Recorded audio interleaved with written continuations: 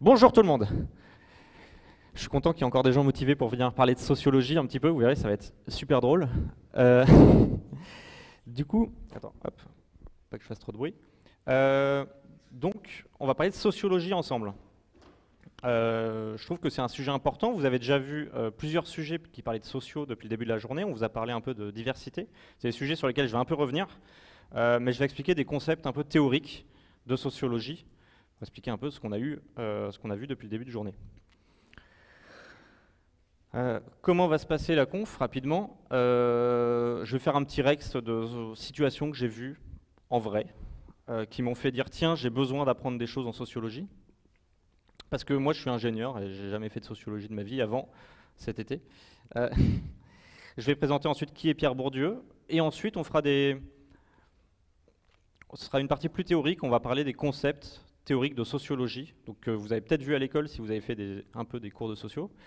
Et on verra comment ces concepts-là s'appliquent à notre communauté de développeurs. Parce que, comme tout le monde, on adore faire des trucs méta et réfléchir à notre condition de développeur, notre communauté, tout ça. C'est pas le propre des développeurs, tout le monde adore faire ça.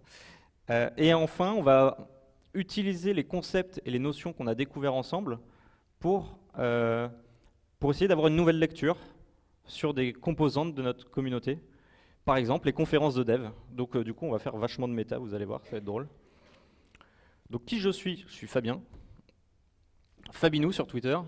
Je laisse mon alias en haut, comme ça vous pouvez m'envoyer plein de tweets sympas. Si vous avez des questions, n'hésitez pas. Et je suis développeur dans une société qui s'appelle Guarani Atlantique, une petite société de services à Bordeaux et à Lyon. Donc, retour d'expérience. Quand je suis arrivé à Bordeaux il y a 2 ans, je connaissais pas grand monde. Je me suis dit, qu'est-ce que je vais faire pour essayer de rencontrer des gens? Et j'ai vu que l'association Okiwi, c'est une association de développeurs à Bordeaux, vous connaissez peut-être, organisait des coding dojo. Qu'est-ce que c'est des coding dojo? C'est tous les premiers lundis du mois, on se retrouve dans une salle de réunion, dans un espace de coworking dans Bordeaux, et on va coder un truc ensemble. On va coder un truc, le but c'est pas de faire une librairie, de la mettre en prod, de l'utiliser, le but c'est pas de débugger le code de quelqu'un, c'est vraiment d'apprendre en codant, donc en partant d'un exercice, un nouveau langage, d'apprendre un framework, ce genre de choses. Et qui on voit dans les coding dojo? On voit des tech leads, des développeurs expérimentés, des gens qui ont 10 ans, des gens qui font du DevOps. On voit des gens qui essayent de se reconvertir dans l'informatique et qui se sont dit comme ça, je vais apprendre. On voit des juniors et on voit des étudiants. Du coup, tout ce monde-là, ils interagissent, ils viennent là, ils se connaissent pas, ils se disent bonjour, on se présente, voilà, salut, tu t'appelles comment? Fabien, c'est cool. Et on commence un exercice, et ce qui se passe, c'est que naturellement, hyper vite, je me retrouve en situation de professeur. C'est-à-dire que on va faire un exercice, il y a quelqu'un qui va coder, et je vais dire, bah, je pense que ta méthode est mal nommée, tu l'aurais plutôt écrit comme ça. Plutôt. Et le mec, il va dire, ouais, ok, je le fais. Il questionne pas du tout ce que je viens de dire. Et de la même manière, quand moi je prends des choix et que j'ai le clavier dans les mains, les gens autour de la table, ils vont beaucoup moins remettre en question ce que je suis en train de faire. Et donc cette dynamique, je me dis, ben, comment ça se fait qu'elle arrive? Parce que moi, je viens au coding dojo comme les autres, mais je ne me suis pas mis en tant que professeur, je ne suis pas là pour donner des cours, je suis là pour qu'on apprenne ensemble des trucs. Et ça, cette dynamique-là, on la retrouve au fur et à mesure dans quasiment tous les coding dojo, tous les mois, systématiquement. C'est la même dynamique qui se crée. Et je me demande, il se passe un truc que je comprends pas, parce que je ne sais pas ce qui fait que les gens réagissent comme ça, en fait. Dans ma situation de travail, dans mon entourage, je ne retrouve pas cette situation-là. Donc, il se passe des trucs sociologiques que je ne comprends pas. Ma première réaction, c'est de dire bah, j'arrête de participer au coding dojo, c'est-à-dire que j'arrête de faire des réflexions sur le nommage, sur ce genre de choses, et je vais laisser le groupe de 5-6 autres personnes sans moi prendre des décisions. Et je vois que naturellement, il y a une nouvelle personne qui devient de facto un sorte de professeur. On va se retourner vers lui pour lui poser la question de comment tu l'aurais nommé ce truc-là. Est-ce que tu penses qu'il faut que je mutualise les 2 paramètres ou pas? Et donc, quoi qu'il arrive, en fait, dans ces petits groupes de 5-6 personnes, dans l'espace de 2 heures, donc qui sont très courts, émergent très rapidement des gens dominants et des gens dominés. Et donc ces situations de domination me font dire, il se passe des trucs, il faut que je creuse. Donc, quel est mon réflexe là-dessus? C'est que je me dis, bah, je vais lire des sociologues. Pourquoi? Parce qu'un copain qui s'appelle Roméo Moura, qui est un consultant à Paris, il a écrit un super article sur pourquoi l'agilité devrait faire attention à la sociologie. Et cet article, il m'a vraiment fait réfléchir aux impacts de la sociologie. Et je me suis dit, bah merde, pour moi, la sociologie, depuis que j'ai 18 ans, c'est pas de la science, tu vois, c'est un peu comme de l'astrologie, c'est de la merde. Et ouais, mais j'étais hyper naïf. Et en lisant ça, je me dis, bah en fait, je suis vraiment passé à côté d'un truc et j'ai une réaction très nulle. J'aurais dû peut-être étudier à l'école ou peut-être lire plus de livres. Donc, j'ai lu des livres sur Bourdieu, j'ai fait un article qui s'appelle Bourdieu et les coding dojo, et du coup, qui a eu un succès correct, on va dire. Du coup, je me suis dit, je vais en profiter pour faire un talk, et ça va être sympa. Comme ça, je me ferai offrir une bouteille de vin par les orgas de BDXIO. Merci. Alors, du coup, qui est Pierre Bourdieu? Pierre Bourdieu, pour ceux qui le connaît de nom au moins dans la salle, à vue d'œil? Ouais, ok, la moitié. Pierre Bourdieu, c'est un peu la figure de l'intellectuel français de la deuxième moitié du XXe siècle. Si vous voulez paraître cultivé en soirée ou au repas avec vos copains, il faut parler de Jean-Paul Sartre et de Pierre Bourdieu. Vous alternez une citation de l'un, une citation de l'autre, et normalement, ça passe crème. Il a eu une agrégation de philosophie, donc il a beaucoup travaillé sur la pensée, machin, sur l'épistémologie, et ensuite, il s'est tourné vers l'ethnologie, et ensuite vers la sociologie. Et il a fait un truc, la théorie de Bourdieu, elle s'appelle le structuralisme constructiviste. Je sais, ça paraît hyper tordu, mais vous rassurez pas, enfin vous rassurez-vous. Si ça peut être plus clair, en fait, on peut aussi appeler ça du constructivisme structuraliste. Et du coup, qu'est-ce que c'est le structuralisme constructiviste? C'est le fait de dire qu'il y a des structures objectives qui conditionnent la manière de percevoir les choses. Ça peut vous paraître naturel, mais c'est évident. Tout le monde a des lunettes. L'œil neutre n'existe pas. On voit tout d'une manière différente les uns des autres. Et vous-même, quand vous allez sortir de la conférence, vous allez avoir un avis différent sur la conférence que vous venez de voir. Ça, c'est à cause des structures objectives. Et constructivisme, parce que cette structure de perception, elle a une genèse sociale. Elle vient de votre éducation, de ce que vous avez lu, de vos connaissances. Et ça, c'est hyper important pour la théorie de Pierre Bourdieu. Rapidement, la sociologie, c'est l'étude des interactions sociales entre les gens, des rapports de domination. Je m'attarde pas trop parce qu'on pourrait parler une heure de qu'est-ce que la sociologie. Il a écrit des livres entiers dessus sur qu'est-ce que le métier de sociologue. Mais on n'a pas beaucoup de temps et on est pressé. Donc, on va attaquer directement les concepts de la sociologie de Pierre Bourdieu. Pierre Bourdieu, comme tous les intellectuels, il a lu Karl Marx. Qu'est-ce que dit Karl Marx? Il dit que les rapports de domination entre les hommes dépendent des écarts de capital économique. Arthur, si j'ai plus d'argent que toi, je peux te déposséder de tout ce que tu as en te rachetant tout. Et si je suis ton patron, je peux te virer. Voilà, tu seras bien dans la merde. Sauf que Pierre Bourdieu et d'autres intellectuels à peu près du même moment se disent cette différence de capital économique ne suffit pas à expliquer tous les rapports de domination. Et on a un exemple là tout de suite qui est très clair, c'est que là je vous parle, vous m'écoutez et vous ne pouvez pas répondre. Vous ne pouvez pas interagir, vous ne pouvez pas questionner ce que je dis comme vous voulez. C'est de la domination absolue. Voilà. Pouah du coup, on voit bien que là, par exemple, votre salaire ne rentre pas en jeu et le mien non plus. Et ça n'explique pas ça, quoi. Donc Pierre Bourdieu, il a introduit des nouvelles formes de capital. Il parle de capital culturel. Le capital culturel, qu'est-ce que c'est? C'est l'ensemble des connaissances que vous avez intériorisées, des pratiques que vous connaissez. Pour parler de développeurs, si vous faites du JS, si vous avez une certaine expérience de l'agile, tout ça, c'est du capital culturel. Vos compétences techniques, ce serait votre capital culturel. Les lignes compétences sur votre CV, voilà, ça peut être un petit résumé. Ça, c'est le capital culturel incorporé. Une autre forme de capital culturel, c'est ce qu'on appelle le capital institutionnel. Ça, c'est vos diplômes.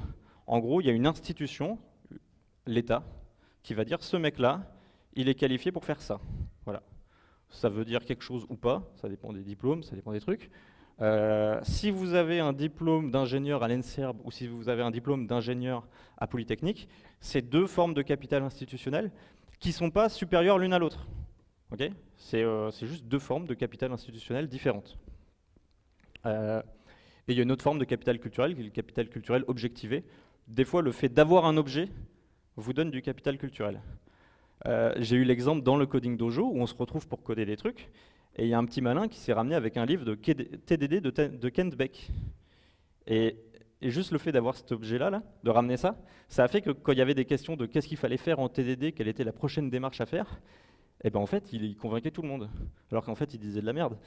Mais, mais du coup, ça servait à montrer aux autres qu'ils savaient de quoi ils parlaient. Donc ça, c'est les trois formes de capital culturel qui ont été introduites par Bourdieu. Une autre forme de capital qu'a introduit Bourdieu, c'est le capital social. Le capital social, c'est l'ensemble de vos relations avec les gens. La puissance du capital social dépend du nombre de relations, du lien que vous avez avec ces personnes-là, et de leur pouvoir. Je m'explique. Je ne sais pas si j'ai des ministres ou des présidents dans la salle, je pense pas. Vaut mieux être super pote avec Donald Trump que être bon ami vaguement LinkedIn avec 500 personnes qui sont développeurs. Voilà. C'est parce que du coup, le lien très fort avec une personne qui a beaucoup de pouvoir donne plus de pouvoir et plus de capital social. J'ai pris Donald Trump, il y en a qui ont froncé des yeux, mais on peut remplacer par Barack Obama si vous voulez, c'est un peu plus stylé. Voilà.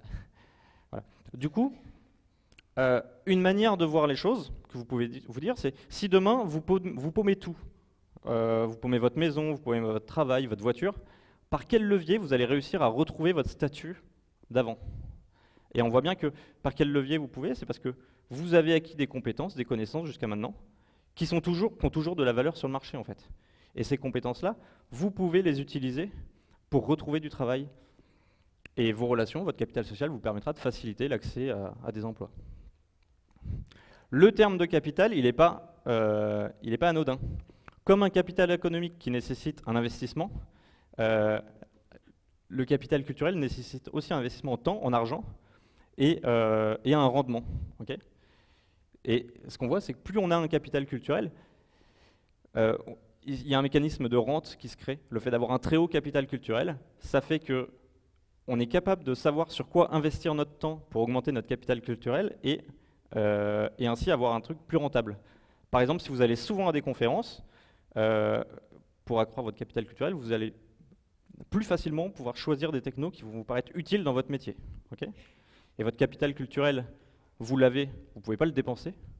Par contre, il peut devenir obsolescent. Okay, si vous avez des expériences en Java 5, il y a moyen que jamais vous vous en serviez pour trouver une mission, quoi. Par contre,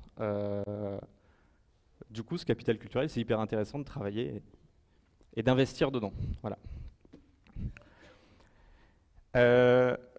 Ce capital culturel, il est très bien, mais il y a un truc, c'est que il faut qu'il soit perçu par les autres. Si jamais vous êtes un expert en Docker, genre vous codez tous les jours, vous utilisez du Docker chez vous, machin, vous faites de l'open source sur Docker, et que votre boîte décide de faire des microservices sur Kubernetes, possible que vos compétences soient utiles à la boîte. En termes d'archi, machin, ils peuvent venir vous poser des questions. Si personne n'est au courant que vous avez ces compétences-là, ça ne va servir à rien. Enfin, vous n'allez avoir aucun avantage sur le reste de l'équipe ou sur l'entreprise. Ça peut paraître naïf, mais c'est évident en fait. Il faut que votre capital culturel soit perçu par les autres pour qu'il ait de l'effet sur les autres. Jusque-là, on est d'accord. Et c'est là qu'on voit que le fait de tout voir avec des lunettes différentes, donc on est tous influencés par la manière dont on a grandi, les gens qu'on a rencontrés, on perçoit tous les choses différemment. Donc un même capital institutionnel, donc l'exemple que je reprends tout à l'heure, en fait, si le mec dans mon équipe qui arrive, il a un diplôme de Polytechnique, eh ben, il est possible que moi je me dise juste, bah ouais mec, super, t'as de la chance, t'es né dans le 16e, cool. Ça peut n'avoir aucune valeur pour moi, et je connais des gens comme ça pour qui les diplômes à Polytechnique n'ont aucune valeur. Et il y a d'autres gens pour qui ils vont se dire « Ah ouais, le mec, il a bien bossé et tout, il est sûrement super intelligent ». C'est pour ça que euh, les formes de capital culturel n'ont pas de hiérarchie les uns par rapport aux autres, en l'état, objectivement, mais comme ils sont tous perçus par les autres et par soi-même, c'est là qu'il commence à y avoir une hiérarchie et une domination de capital les uns par rapport aux autres. Et quel effet maintenant il a le capital symbolique? Le capital symbolique, les différences de capital symbolique perçues, le sien qui est perçu par rapport à celui de l'autre, ça va créer ce qu'on appelle une domination symbolique. Alors, qu'est-ce que ça veut dire ça? C'est que si je perçois que mon capital symbolique est plus faible que le capital symbolique de quelqu'un que j'ai en face de moi, je vais naturellement m'y soumettre. Alors le mot il est hyper fort parce que c'est pas une soumission physique, c'est une soumission symbolique. Et c'est ce qui se passe avec le féminisme, pour vous rejeter à ce qui s'est passé ce matin. Mais le fait d'être soumis symboliquement par rapport à quelqu'un, ça va faire qu'on va avoir tendance à plus croire ce qu'il dit. C'est-à-dire qu'on va avoir plus vite tendance à dire « Ok, en fait, je pensais avoir raison, mais là, de toute évidence, je dois me tromper en fait. Je me rappelle mal, ou j'ai mal compris ce truc-là, ou peut-être qu'il y a une évole, et peut-être que le mec a raison. » Et ça, c'est un truc qu'on a tous, c'est la capacité à se soumettre symboliquement à quelqu'un qu'on trouve supérieur à nous. Et là où c'est marrant, c'est que c'est pas forcément avec quelqu'un. Pour parler de Docker, par exemple, on va se soumettre symboliquement à un mec parce qu'il a un capital culturel, mais pas forcément parce qu'il a un capital culturel lié à Docker, par exemple. Si le sujet du débat c'est Docker, ce qui est marrant, c'est qu'on sera biaisé. Juste le fait que le mec il ait un certain nombre de connaissances, ça permet de créer de la domination symbolique. Ce qui se passe, c'est que cette hiérarchie sociale qui va se créer, elle va être acceptée par tous. Donc ça, c'est un sujet intéressant, mais quand on parle de hiérarchie horizontale, c'est quelque chose qui demande des règles de hiérarchie horizontale, pardon, de management horizontal avec tout le monde à plat. Si on ne fait pas gaffe et qu'on essaye de faire du management horizontal sans rien, nu comme ça, sans règles, sans formation, sans parler de sociologie, ce qui va se passer, c'est qu'entre les gens, il n'y aura pas de hiérarchie légale, institutionnelle, il n'y aura pas un manager à manager, mais il y aura une hiérarchie implicite qui sera d'autant plus grave, parce qu'elle sera acceptée par tout le monde, mais que du coup, la personne qui a du pouvoir sur les autres n'aura pas de responsabilité par rapport au dominé. Cette domination, elle n'est pas déterministe. C'est-à-dire que c'est pas parce qu'un mec me dit des conneries mais qu'il a plein de copains que je vais le croire. Okay, c'est juste que ça va me biaiser légèrement et je vais avoir tendance à plus facilement accepter ce qu'il dit et plus facilement me remettre en question. Et à l'inverse, si quelqu'un a moins de capital symbolique que moi, je vais avoir plus facilement tendance à vouloir vérifier les faits, par exemple, à remettre en dire, faut pas que je fasse confiance naïvement ou voilà, me méfier. Et ça, c'est un biais qui est naturel. Mais quand on parle de violence symbolique, on parle aussi de domination symbolique. Si on allait 10 000 ans en arrière, je veux te voler ton bout de pain. Je vais venir avec un gourdin, je vais te taper dessus 5 fois. À la fin, tu vas me donner ton bout de pain. Je reviens demain avec mon gourdin, tu vas me donner ton bout de pain plus vite. Il y aura de la domination physique, voilà, c'est de la violence. Je te domine, t'as pas le choix, ou peut-être qu'on vient à 5. Voilà. C'est du racket, quoi. Et avec de la domination... ça, c'est de la domination physique, c'est-à-dire qu'il y a un acte de domination de moi vers toi. Par contre, dans le cas de la domination symbolique, je ne fais pas d'action de domination. En fait, le fait de montrer mon capital, d'avoir du capital culturel qui soit perçu comme capital symbolique, ce n'est pas une action de moi vers toi. Ce qui se passe, c'est que le dominé, il va percevoir ça, et son réflexe va être de se soumettre. Et c'est là que c'est hyper violent, c'est qu'en fait, c'est une action de soumission et pas une action de domination qui se passe. C'est que la perception de quelqu'un avec un capital symbolique plus élevé va faire qu'on s'y soumet naturellement. Et ça, il y a un exemple que j'ai revu il n'y a pas longtemps. Je suis en mission chez un géant du e-commerce français à Bordeaux, et qui n'aime pas être cité, comme vous l'avez deviné. Et du coup, je vais à la cafette, et il y a un mec qui a fait un bug de prod, Et le mec, il se fait bouillave devant tout le monde, en mode t'es une merde, tu vaux que dalle, tu nous fais chier, en plus t'es presta, on va te virer à la fin de la semaine, tire-toi. Genre ça dure 1 heure. Et en fait, on voit, enfin moi je prends mon café à ce moment-là, et bah, le mec qui se fait engueuler, sa réaction c'est de baisser les yeux, d'avoir les doigts qui tremblent et tout, d'avoir la voix qui fait comme ça. Et il regarde pas dans les yeux le mec qui est en train de l'engueuler. Et là c'est vraiment de la domination symbolique. Enfin bon, il y a de la domination physique, mais sa réaction, c'est pas lui qui choisit de réagir comme ça, mais sa jeunesse sociale, son éducation fait que dans ce genre de situation, son réflexe c'est de ne pas regarder dans les yeux, de s'excuser, de regarder par terre. Et ça, c'est un réflexe de l'habitus. L'habitus, qu'est-ce que c'est?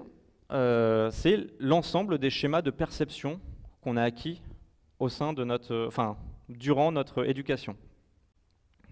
Quand je vous parlais de chacun qui a des structures de perception, c'est par là que Bourdieu a commencé son travail de sociologie, c'est en parlant d'habitus.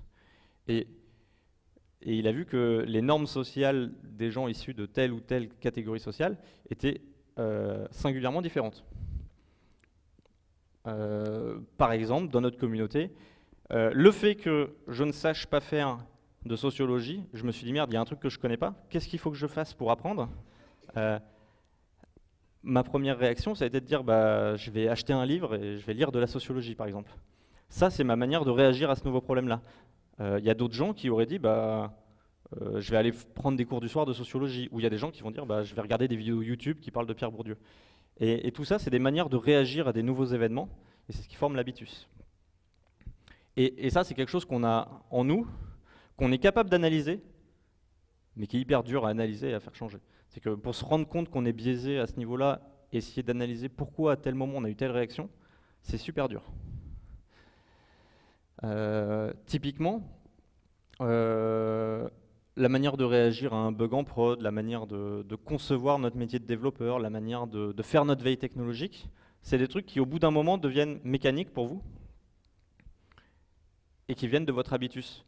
Mais je suppose que vous faisiez pas, vous, de veille technologique quand vous étiez au lycée ou au collège.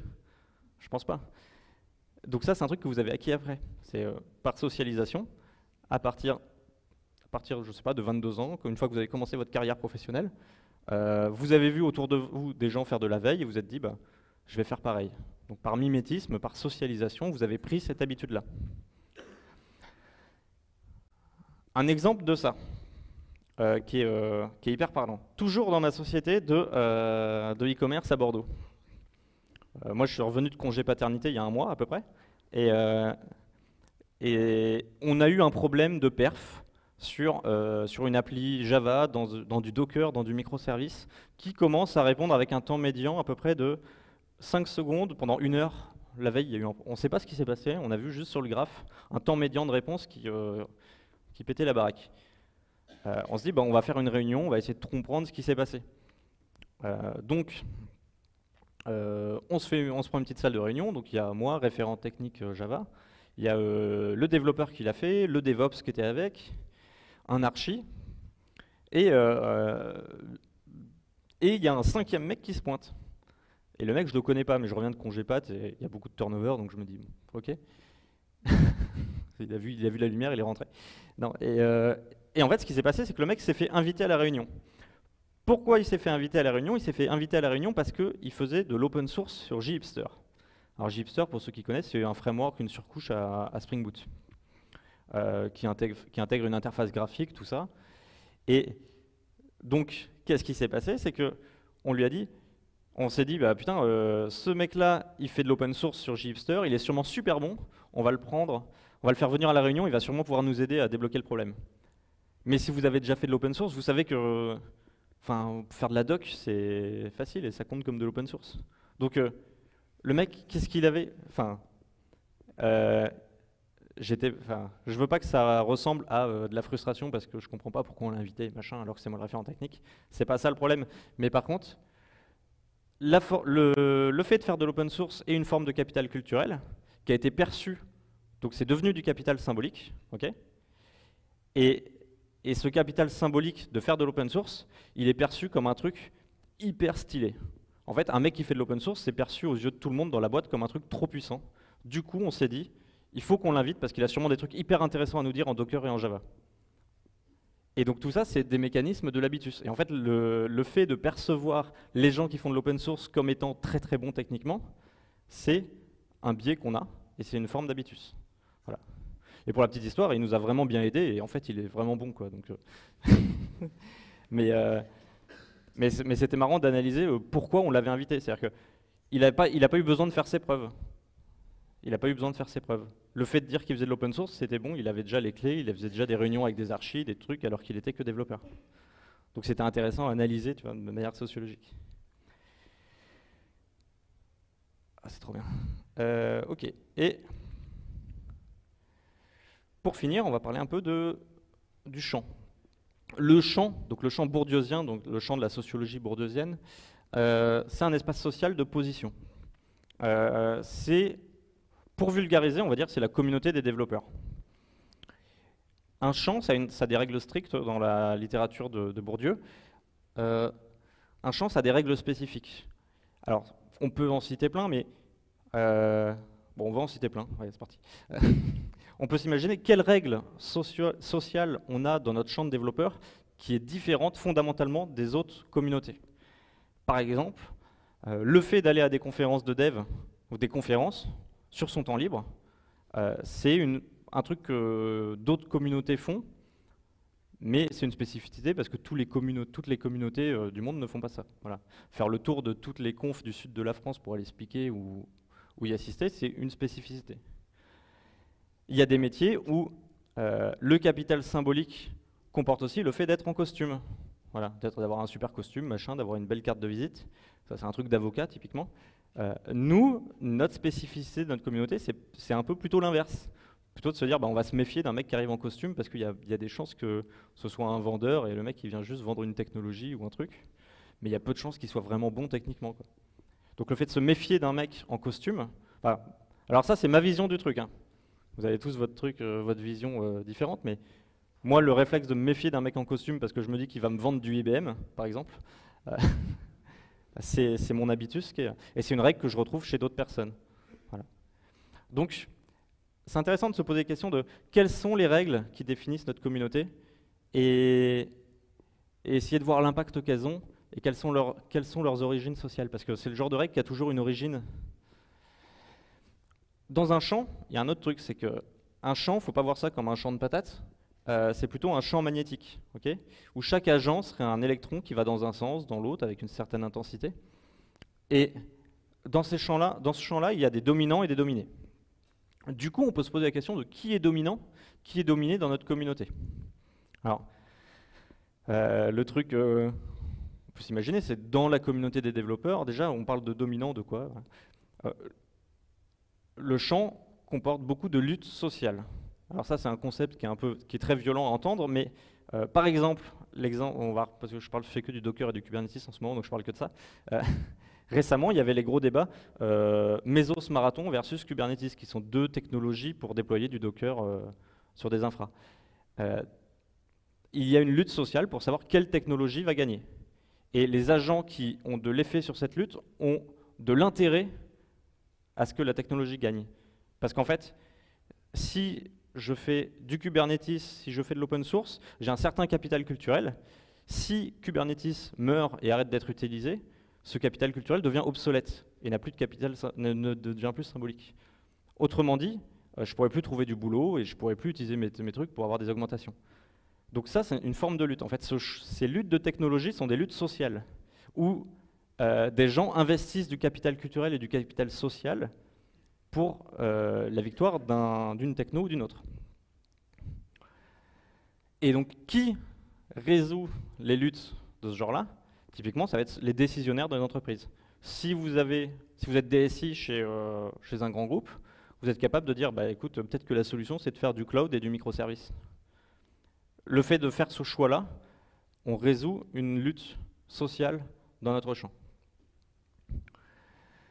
De la même manière, du coup, ces personnes-là sont dominantes. Donc, si vous êtes tech lead, vous avez du pouvoir parce que vous pouvez choisir des technologies, des trucs, des manières de travailler dans votre équipe.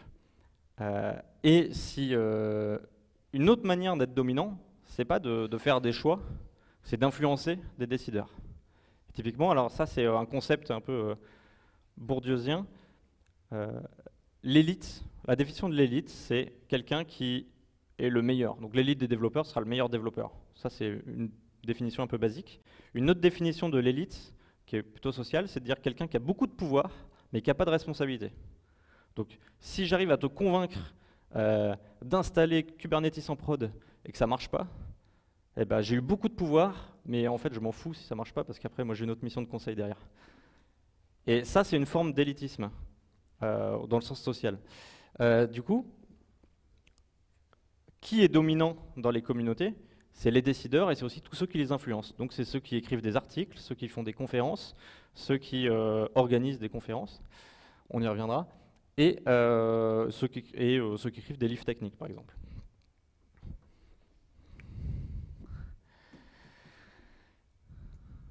Ok, un quart d'heure.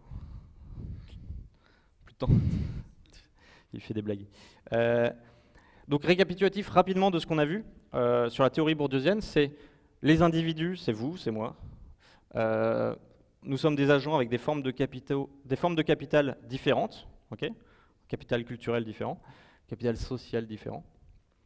Ces formes de capital sont perçues et deviennent du capital symbolique. Et c'est la différence de capital symbolique qui crée de la violence symbolique.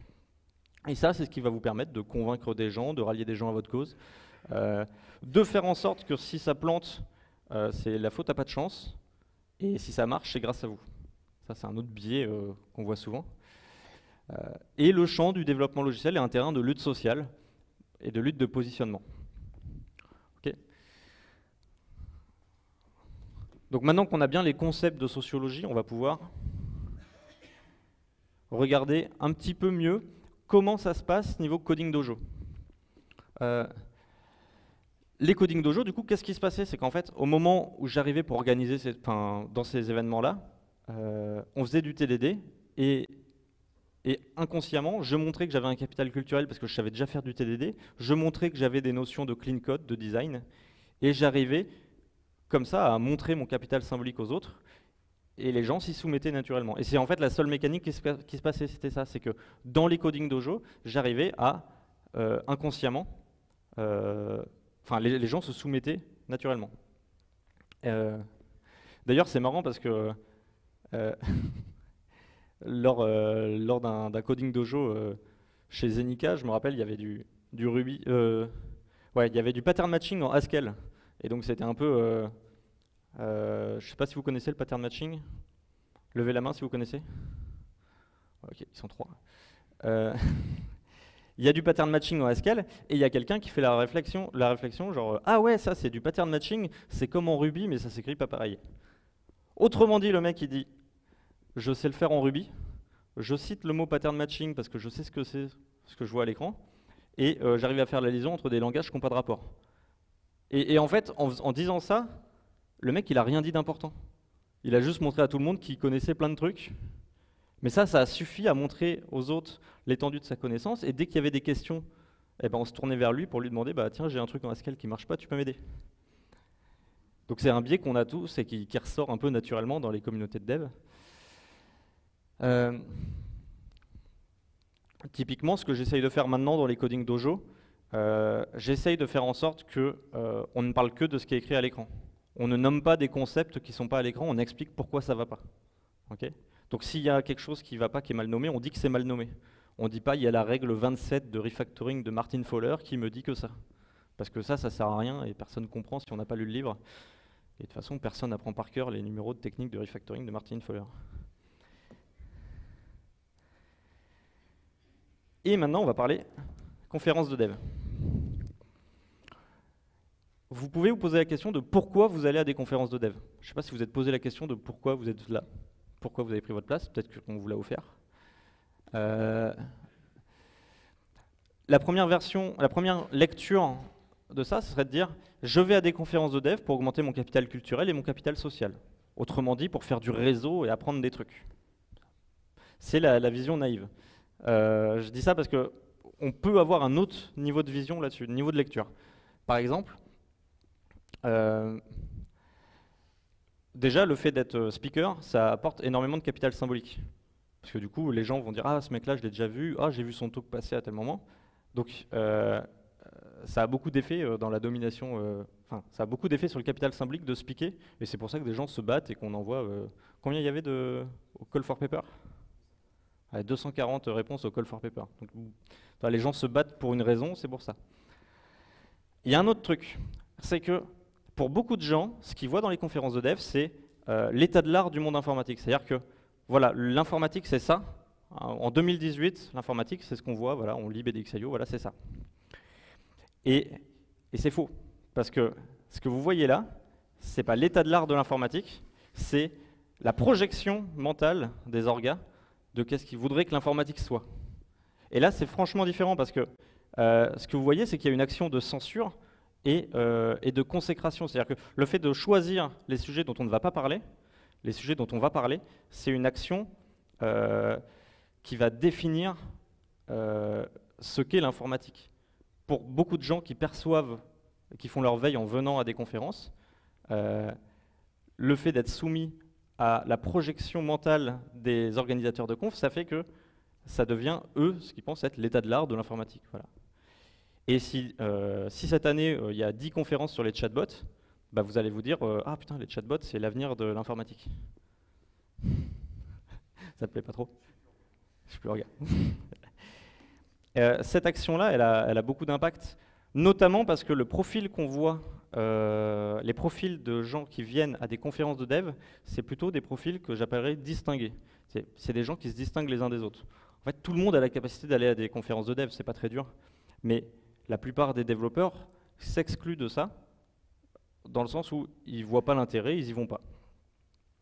Et on trouve la proportion de mecs qui viennent dans des confs chez les tech leads est plus élevée que chez les non-tech leads. Okay, et chez les cités, plus on monte dans les dominants sociaux de notre champ, plus c'est des gens qui ont des propensions à venir à des conférences de dev. Et on voit du coup le double effet qui se coule, c'est que le format et les talks qu'on voit à des conférences de dev sont la projection de ce que devrait être l'informatique, mais cette projection, elle influence que des gens majoritairement dominants. Et donc du coup, ça a 2 fois plus d'effet sur notre communauté. Je ne sais pas si vous me suivez, mais je pars un peu loin. Et je vais aller encore un peu plus loin, parce que j'ai un peu de temps, j'en profite. Ils font aussi une action de conservation. Par la captation vidéo, le fait de garder une image d'une vidéo YouTube et de dire « en 2018, voilà ce qu'il fallait parler, voilà ce que c'était, machin, tac », c'est ancré dans le temps. Si un jour, on se met à faire de l'histoire de l'informatique, comment on va savoir quels étaient les sujets importants qu'il fallait parler en 2017? La manière la plus facile de savoir les sujets importants dont il fallait parler en 2017, c'est d'aller voir les sujets de conf, les programmes, pour savoir de quoi les gens parlaient à ce moment-là. Du coup, il y a une action de conservation historique qui est faite, qui a d'autant plus d'effet parce qu'elle va modéliser la manière dont, dans le temps, l'histoire de l'informatique sera perçue. Voilà. On part peut-être un peu loin, mais... Ah, mais du coup... ça... Ok. Pas mal. Alors... Est-ce que j'avais un autre truc à dire? Non, bah, tant pis. Ah tiens, je vais parler d'un autre sujet que j'ai caché la slide parce que je suis allé super vite. Qui est à l'aise avec le concept de software craftsmanship? Le software craftsmanship, c'est, pour ceux qui n'ont pas levé la main, c'est l'action, enfin c'est le fait d'avoir un certain discours sur la responsabilité des devs. C'est le fait d'être fier de son travail, de faire de la veille technologique pour toujours apprendre, c'est écrire des articles de blog. Il y a le livre de Software Craftsman de Sandro Mancuso qui en parle. Il y a Bob Martin qui en parle beaucoup aussi, qui est très très dominant dans notre communauté, Bob Martin, parce qu'il est connu dans le monde entier. Et le but, c'est d'avoir un discours, en gros, vous êtes responsable de votre carrière, gérez votre carrière, si vous êtes dans la merde, c'est de votre faute, il faut vous sortir les doigts. Je caricature un peu, mais juste un peu. Qu'est-ce qu'on voit? On voit 2 trucs, c'est que ce discours-là, d'abord, c'est un discours qui est porté par des gens très dominants. C'est-à-dire que les seuls gens qui portent ce discours, c'est des tech leads, c'est des chefs d'entreprise, c'est des mecs qui sont speakers internationaux. Donc premier truc, c'est que c'est des mecs qui ont beaucoup d'écho quand ils parlent. Okay, et le deuxième truc, c'est qu'ils ne décrivent pas la manière dont il faut travailler, C'est important, ils décrivent la manière dont eux, ils travaillent. Et c'est passionnant parce qu'en fait, contrairement, ils décrivent pas... quand ils disent c'est important d'écrire des livres et c'est important d'écrire des articles de blog, bah oui, peut-être, mais en vrai, c'est pas dit que ça vous apporte énormément de choses d'écrire des articles de blog. Mais eux, ils le disent. La différence, c'est que le fait de dire je suis hyper dominant et c'est comme ça que je travaille, enfin non, ils disent c'est comme ça qu'il faut travailler, mais en fait, ils décrivent la façon dont eux, ils travaillent. Ce que ça signifie, c'est qu'ils sont hyper dominants parce qu'ils font ça. Et vous, si vous n'êtes pas ultra dominant, si vous êtes toujours employé d'une boîte et que vous n'avez pas monté votre boîte, machin, c'est parce que vous n'êtes pas sorti les doigts. Et en fait, c'est le message sous-jacent du software craftsmanship, et on voit que ça se rapproche très fort du libéralisme.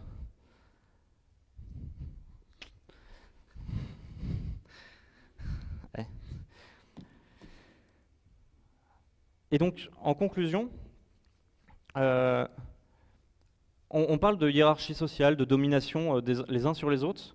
Il y a plein de biais comme ça qu'il faut essayer de comprendre, d'analyser et d'en parler entre vous, parce que c'est de cette manière-là que vous allez être capable de les contrôler et d'essayer de ne plus vous faire influencer. Quand Pierre Bourdieu il faisait une conférence, dans une vidéo documentaire qu'on trouve sur Internet qui s'appelle « La sociologie est un sport de combat », il y a quelqu'un qui se lève et qui dit bah, on n'a qu'à aller pendre tous les mecs dominants et on va tous les buter. Alors déjà, moi, ça ne m'arrange pas là tout de suite parce que... Mais Pierre Bourdieu, il dit c'est complètement débile de faire ça. Et t'es un peu con, d'ailleurs. Pas toi, Arthur. Hein, il disait ça au mec en face. Et si vous allez tuer les dominants là tout de suite, ce qui va se passer, c'est que les structures de domination vont se recréer d'elles-mêmes et que vous aurez des nouveaux dominants. Et en fait, le cycle va se recommencer, va se répéter inlassablement, et vous aurez toujours des dominants et des dominés. Et la classe dominante, elle meurt de vieillesse, et pourtant il y a toujours des mecs dominants, et je suis toujours dominé, qu'est-ce qui se passe? Parce que ces structures-là, l'homme les recrée naturellement. Et si on n'y fait pas gaffe, on les recrée au quotidien tout le temps. Donc on avait des situations de pair programming tout à l'heure de Thomas et Bruno. C'est ce qui se passait, c'est qu'il y a une situation de domination qui se crée inconsciemment. Donc ce qui est important, c'est de comprendre ces interactions sociales, d'être capable de les analyser, et seulement si vous êtes capable de les contrôler, de les analyser et de les comprendre, d'être capable de les contrôler et d'éviter qu'elles se recréent naturellement dans votre équipe. Je vous remercie.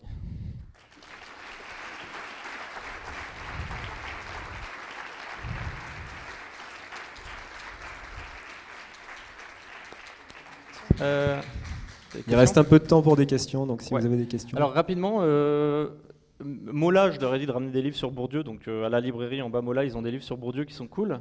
Et moi je vous conseille celui-là, Pierre Bourdieu, Vie, œuvre, concept, parce qu'il coûte genre 6 balles, il fait 60 pages, et il y a les principaux concepts si vous voulez vous replonger dedans. Bourdieu, il n'a pas parlé de sociologie des développeurs, il nous a pas fait, mais il a parlé de sociologie dans les milieux littéraires, artistiques, politiques.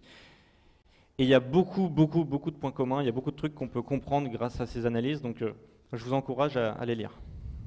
Est-ce que quelqu'un a des questions? Tiens, là-bas. C'est moi qui suis dominant maintenant avec ce micro. Et puis j'avais des livres à faire gagner, donc après ta question, tu viendras choisir un livre. Ansible, OpenStack ou Pierre Bourdieu, c'est le livre qui est là. C'est le mien, il est surligné. Est-ce que je peux te demander de revenir juste à ta diapositive précédente? Diapositive quoi? Précédente. Voilà, merci. Pourquoi combattre les hiérarchies sociales? Parce que dans ton quotidien, c'est un truc que j'ai vécu, si tu imposes, s'il y a une hiérarchie sociale et que tu t'en rends pas compte, les gens vont pas questionner ce que tu fais. Donc d'une part, tu vas pas t'améliorer, et d'autre part, eux, ils vont moins bien comprendre ton raisonnement. C'est-à-dire que toi, tu as peut-être, genre par exemple pour le TDD, si j'arrive à convaincre un mec de faire du TDD sans qu'il remette ça en question, j'ai peu de chances qu'il pose des questions pertinentes, qu'il sache recréer le process mental de développement. Donc dans ce genre de cas, tu voudrais pas que certains mecs... Enfin, tu voudrais que ce mec-là, il ait la liberté et le réflexe de questionner ce que tu fais. Et dans ce genre de cas, tu veux pas créer d'hiérarchie sociale.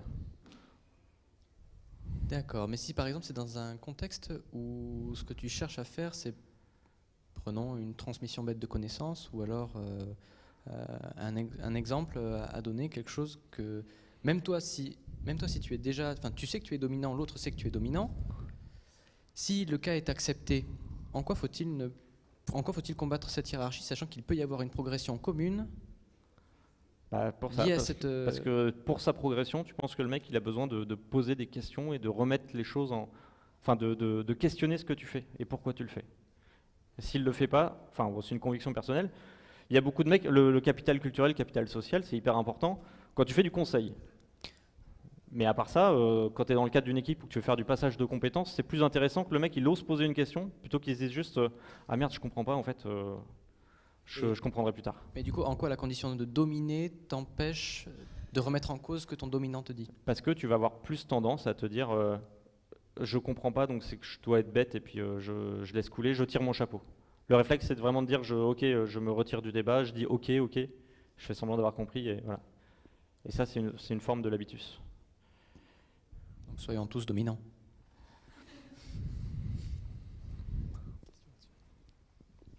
Tu veux prendre un livre? Très bien. Salut Fabien. Salut. L'agilité, elle prône l'auto-organisation des équipes. Est-ce que ça peut être quelque chose qui favorise la lutte contre le cycle infini que tu dis de la dominance qui revient sans cesse En fait, si tu comprends ces trucs-là, tu es capable d'éviter qu'ils reviennent.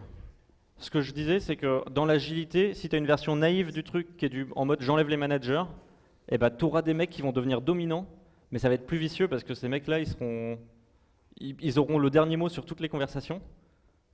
Sauf qu'en fait, quand ça ne marchera pas, ce sera la faute de toute l'équipe. Et donc c'est pour ça que le piège de la hiérarchie, enfin, c'est une opinion, hein, mais je pense que du coup, c'est important de prendre ça en compte en se disant, si tu enlèves juste les managers, eh ben, en fait, tu as des mecs qui ne seront pas officiellement managers, mais qui vont quand même manager les mecs. Tu veux venir prendre un livre? En tout cas, merci Fabien pour ta conf. Une question un peu plus sincère. Donc sincèrement, est-ce que le fait de t'être intéressé à la sociologie t'a aidé vraiment à être meilleur avec ton équipe? Est-ce que tu as aperçu d'autres choses? Est-ce que ça t'a aidé à mieux te positionner, à mieux comprendre? Est-ce que cette matière, en fait, cette discipline qui est plus anecdotique pour nous, qui est très loin en fait de notre parcours, elle t'aide et elle peut aider? Est-ce qu'il y a un réel intérêt et vraiment être meilleur, quoi? Alors oui, tu peux abuser de ce système si tu fais du conseil. Je sais que y a des trucs comme ça, je connais des gens, ils vont dire tel mec il a parlé de DDD mais c'est un copain, il a encore mangé chez moi la semaine dernière. Tu vois, le fait de faire du conseil en commençant comme ça te permet d'influencer des gens. Mais pour 5% des gens qui comprennent ce biais-là, cet effet-là, ce que vous pouvez utiliser vous au quotidien, c'est vraiment capter quand est-ce qu'il y a des gens dans des discussions qui disent ok parce qu'en fait ils comprennent pas ou parce qu'ils veulent se retirer de la conversation parce qu'ils se sentent qu'ils n'ont plus rien d'intéressant à dire. Et le fait de capter qu'à des moments des gens tirent leur chapeau, ça te permet de te dire peut-être de leur poser la question directement qu'est-ce que tu en penses vraiment? Parce que peut-être que si les gens, enfin si le groupe prend une décision, c'est peut-être pas pour les bonnes raisons. Ok, merci. Tu veux prendre un livre? Il reste que OpenStack, hein, donc c'est encore un peu d'actualité. Je te l'amène tout à l'heure, si tu veux. Merci Fabien, merci beaucoup à tous.